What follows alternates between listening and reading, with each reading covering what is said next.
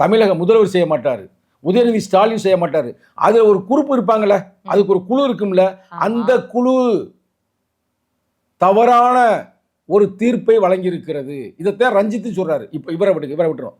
நான் ஒண்ணுன்னா நான் வந்து பெருசா பண்ண போறதில்ல. இன்னொரு ஆளு ரஞ்சித் வர்றாரு. ரஞ்சித் தயாரித்த படத்திற்கு அவார்டு கொடுத்திருக்காங்க, பரியேறும் பெருமாள். ஆனால் ரஞ்சித் அந்த காலகட்டத்தில் சார்பட்டா பரம்பரை அப்படின்னு ஒரு படம் வந்துச்சா இல்லையா? ஆமா சார். அதுல ஆரியாக்கு கூட தான் கொடுத்திருக்காங்க. சிறந்த நடிகருக்கான ஆரியா கொடுத்திருக்கிறாங்க. அப்ப அவ்வளவு சிறந்த ஒரு திரை காவியத்திற்கு இதுவரைக்கும் தமிழக திரைப்படத்துல இப்படிப்பட்ட ஒரு குத்துச்சண்டையை பற்றி ஒரு படம் வரல.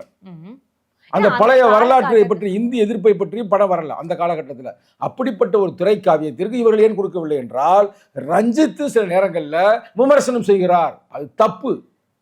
அதாவது ஒருத்தங்க வந்து விமர்சனம் செய்யறாங்கன்னா ஆரோக்கியமான விமர்சனம் ஏற்றுக்கொள்ள வேண்டும். அதுதான் ஜனநாயகம். ஜனநாயகத்தில் வந்து நீங்க மட்டும் இருந்த ஜனநாயகம் இல்லை. இப்ப நானா கேள்வி பதில் பேசிதான் பொறுங்க.